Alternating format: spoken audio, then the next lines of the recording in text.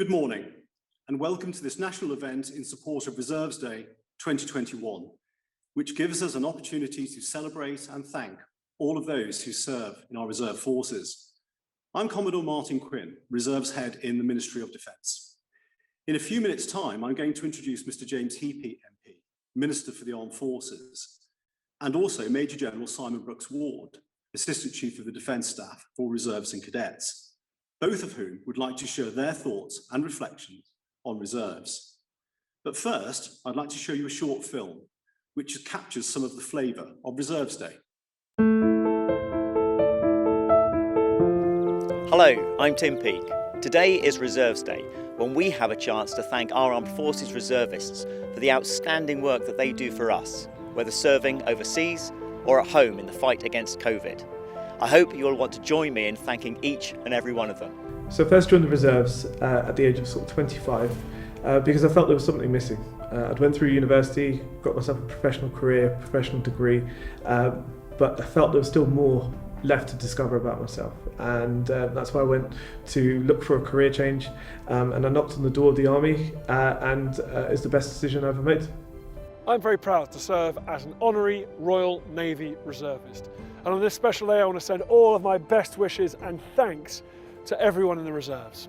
In my civilian career, I work for the Vaccines Task Force, which is a joint unit between the Department for Health and Social Care and the Department for Business, Energy and Industrial Strategy, which was set up in response to the current COVID pandemic. And in that, I do the financial approvals for the business cases through to contract signature. I've done some exciting things in my time, musician, pilot, but now I'm proud to be part of a fantastic group of people, the Royal Air Force Reserves, who give their spare time and expertise in the service of our country. It's great to be able to celebrate their achievements with you on Reserves Day. There's a lot that I've taken from the reserves that I use in my day-to-day career as a barrister. Firstly, as a barrister, public speaking and confidence, and that comes from the training that I have undertaken. For example, delivering orders in the middle of a harbour in a forested area to a group of soldiers. That builds up that public speaking and confidence to such an extent that I can easily see myself in court then addressing arguments to a judge. Hi there, just wanted to say congratulations to all the reservists serving around the country. I've been fortunate to serve all around the world as a reservist, having spent 14 years in the Parachute Regiment. So congratulations to all those serving. Good luck in the future and very best from me. Through the reserves, I've met some really amazing people. The sense of camaraderie is great, and they're both mentoring me and pushing me to become the best version of myself. For example, my fitness has really improved since joining the reserves, and I've hit some new personal bests in the gym, which has been really empowering. Hey guys, Bear Grylls here, and honoured to represent the Royal Marine Commandos. And on this Armed Forces Reserves Day, sending best wishes and much respect to all of you reservists. In my civilian role as a Forces broadcaster with BFBS, I've travelled around the Forces world and lived and worked amongst our armed forces in different locations and theatres. And it was that experience that introduced me to the community within our armed forces, the camaraderie, the sense of belonging. And I really wanted to be part of that team. And it's probably the best decision I've ever made. Winston Churchill said that the reservist is twice the citizen, and that still holds true today. We owe our reservists a great debt, not just for what they have done in this past year, but what they're always there to do. So I'm really pleased to be able to thank you all on behalf of the nation for what you do.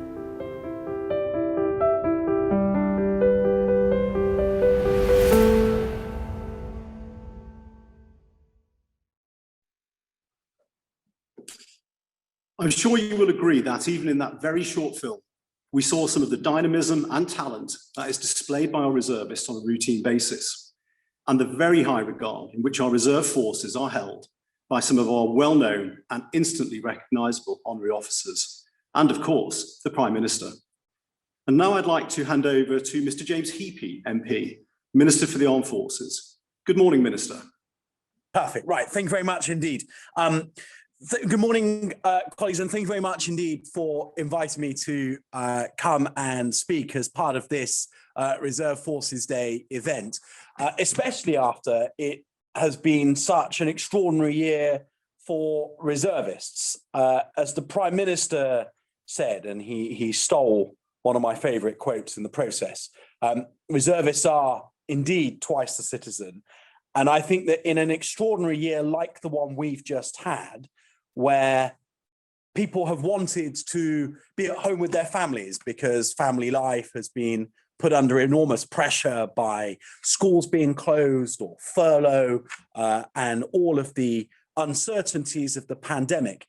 It is remarkable that 2,300 or thereabouts reservists put themselves forward to be mobilised as part of the MOD's contribution to the response to Op Rescript. And I just think that that characterises so well what it is to be a reserve, because if you are a full-timer, you kind of just don't get the choice. It's your full-time job to be in the military and to therefore be called out to do these things. But if you are a reservist, you have a job of your own that you do full-time or part-time, but certainly it is your main source of employment.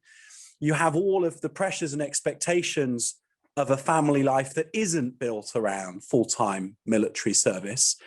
And yet, at times of national emergency, importance, crisis even, in the 12 months or so that we've just had, reservists put themselves forward to step away from their responsibilities at home, step away from their job, and to come and do what we need in the Ministry of Defence and what the nation needs from its armed forces. And that is something to be celebrated, applauded, and admired.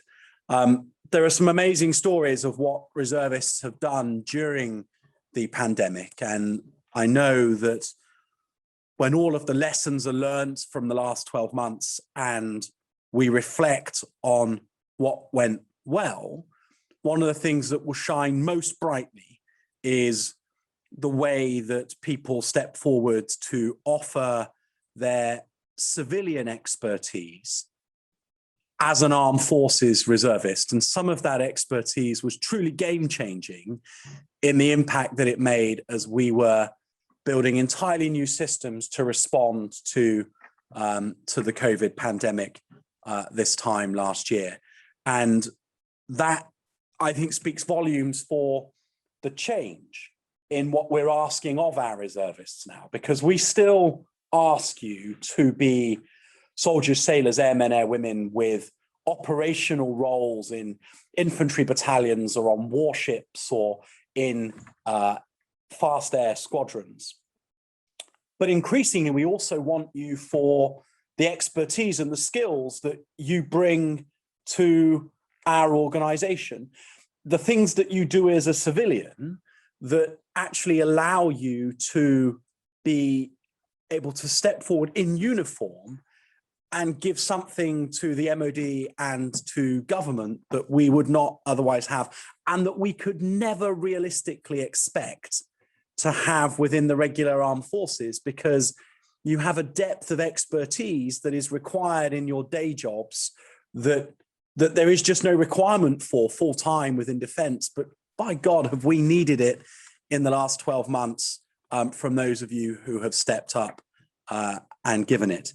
And I think as we move into the next 12 months, where so much of the integrated review and the integrated operating concept, so the integrated review as a policy statement of what the nation wants from defence, the integrated operating concept as an articulation of how defence will do that business, it is really clear to me that the reserve takes an ever more important role, both as formed units and what we ask of you in our war-fighting capability within the MOD, but also as individuals and the way that we see you as individual augmentees reinforcing the regular armed forces with your expertise that aren't and that aren't a sort of an addition to a skill set that already exists. They are something that we recognize as being uniquely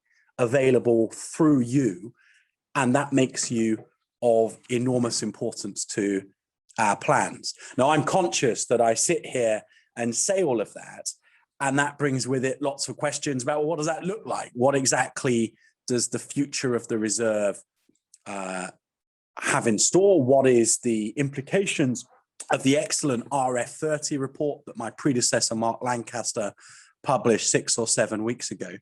And we are crunching that detail keenly, but we are inspired by a vision for reserve service and what we've seen with our own eyes over the last 18 months in the pandemic, and what we know you want to do and the role that you want to play within our nation's armed forces and the defense of our country.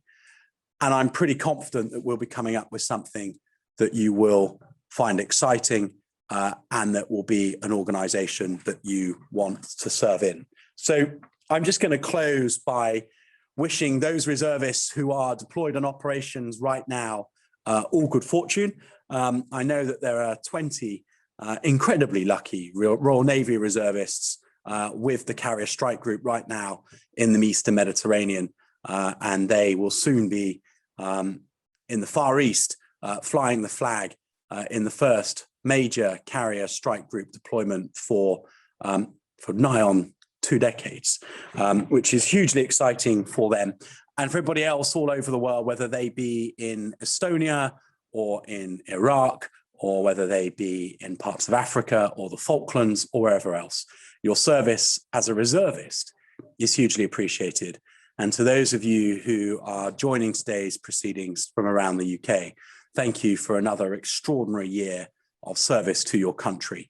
It is entirely true that what you do as reserve members of our armed forces is very arguably more demanding than what those who serve as full-time service personnel do, because you have to juggle all of the requirements of a life at home and your normal job with the demands that we place on you as a member of the armed forces. So thank you very, very much for all that you do. Happy Armed Forces Week. Happy Reservists Day. Thank you. Now I'd like to introduce our most senior reservist in the armed forces, Major General Simon Brooks-Ward, Assistant Chief of the Defence Staff for Reserves and Cadets. Good morning, General. Thank you very much indeed, Martin. Thank you, Minister, for your kind words. Here I am sitting at RAF Brize Norton, which is the Royal Air Force's largest air station, and it incorporates 5 reserve squadrons, including in aeromed, handling, logistics, and movement, and the RAF regiment. So quite a contribution here from reservists. I have a very, very simple task today, and I've got 3 thank yous. I'm going to thank our reservists, you. I hope you're watching, for your service and sacrifice. To our employers for your faith in us and sustaining us. And to thank our families and friends for supporting us. And I'm going to start with our families.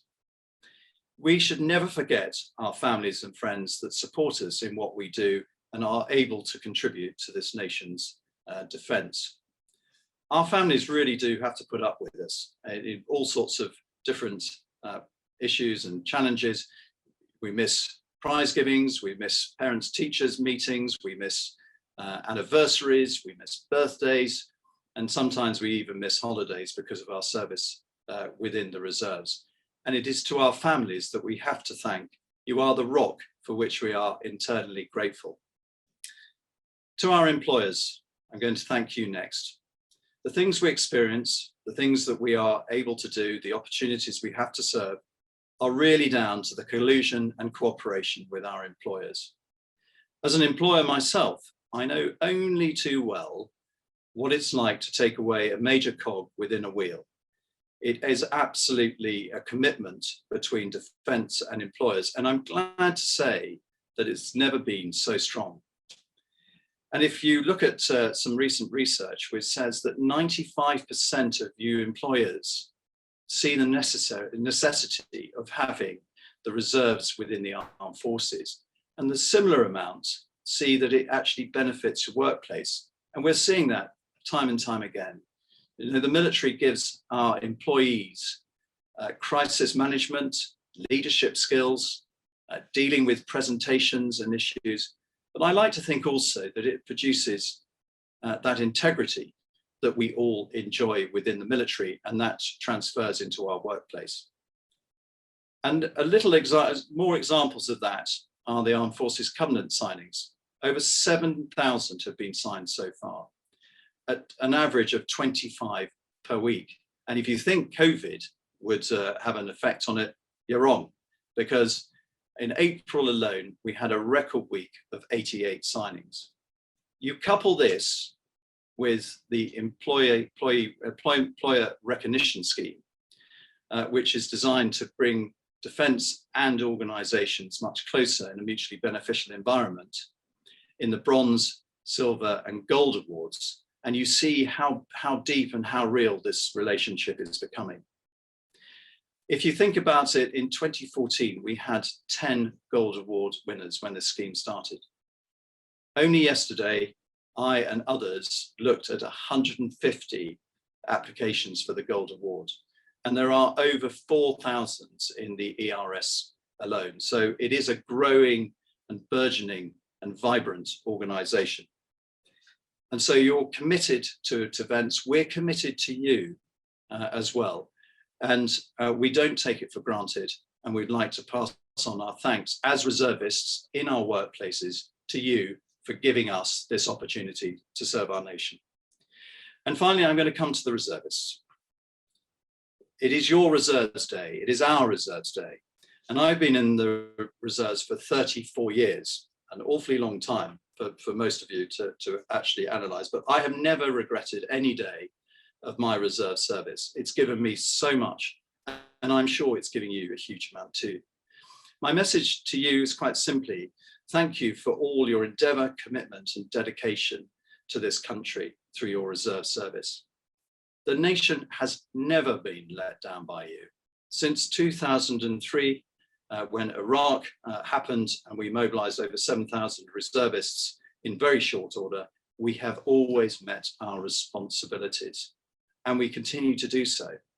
And Minister, you mentioned about COVID. Yes, when COVID hit these shores, thousands wanted to volunteer for their civic responsibility to help out their nation at a time of crisis. We had many more hands putting their hands up, many more people putting their hands up than we had jobs. And it was interesting in the beginning of it, this sense of volunteer service came to the fore with HGV drivers delivering oxygen to hospitals, and for our planners to help plan some of the activities that we desperately needed, including the Nightingale hospitals. So that was in the early days, and as mobilised service came in, as the Minister mentioned, over 2,000 of you stepped forward, staffing logistics centres, delivering PPE, unlocking the port of Dover for our lorries so that we could get business back on the road again, staffing mobile testing centres, and actually testing, vaccinating yourselves. Now, testing when you're in a rain-sodden car park in the middle of April or May, when it's absolutely hoofing it down, perhaps is not the glamorous piece of soldiering or being in the Air Force or being at sea that you thought you would get out of your reservist service. However, the fact that you did it and did it so well is a testament to you as an individual. And we cannot be more grateful to those that stepped up to help us at the time of need. It still makes me feel deeply proud, even now, 18 months later, as we go through this, of your achievements and what you've done. But it wouldn't be right of me to sit here and just say that it wasn't just COVID. As Minister mentioned, on Op Fortis and the Carrier Strike Group, we do have our reservists in the Royal Naval Reserve, 26,000 nautical miles they'll be covering, 70 engagements in 40 countries. My goodness me, am I envious of you if you're watching this. Army reservists have contributed both on Op Tosca in a mixed subunit of infantry, and many have served on option grid, as the Minister has mentioned, in Poland and Estonia. And I would like to make particular mention of the Royal Yeomanry, who paired up with the Queen's Dragoon Guards in an exemplar of regular pair and reserve pairing. In the Royal Air Force, our reservists have been on Op Biloxi and Op Azoties in Romania and in the Baltics on force protection and air policing. And I can tell you that the Royal Air Force are using their reserves day in, day out. So finally, the future. The Minister has mentioned all the things that are really important. IR, IARPC, Reserve Forces 30. As I come to the end of my career in the reserves, yours is hopefully just beginning, and you can look forward to it with future with confidence. We have started on this journey with FR20. We now go on and we go into the next phase and the next chapters of the reserve life. And it looks really good. It's not always going to be rosy, but it's going to be really good. And I commend it to you wholeheartedly. And as I say, after 34 years, I absolutely know that it is worth sticking with and looking forward to the future, because you have got a very, very, very bright future. So I leave you with this, and I said it all the time during my service, that we really are part of an organisation that is simply too good to leave. So thank you to your families, thank you to your employers, and have a great Reserves Day. Martin. General, thank you very much. We now have the opportunity to move to a short question and answer session. And our first question relates to the Reserve Forces 30 review, which was published last month. And the question is, Reserve Forces 30 looks to be a radical departure from the way that the Ministry of Defence has traditionally used its reserves. What is your view on how this might be taken forward in the future? And where would you like to see the reserves in, say, 5 or 10 years' time? Minister, I know that you've already touched on this when you spoke earlier on, but would you like to answer first? We'll see. I mean, there's a lot of detail left to be crunched. I think the sort of macro point of RF30 around viewing the reserve in 3 buckets of sort of reinforcing, so the sort of individual augmentee of use because of their personal skills, the operational reserve, so the sort of formed units within the, particularly the Army, but the Navy and the Air Force too, who have roles within our war-fighting order of battle, and then the strategic reserve of, you know, ex-regulars that we draw on. I mean, the latter needs an awful lot of work, and we're a long way off being able to make any sort of announcements in that regard. But on the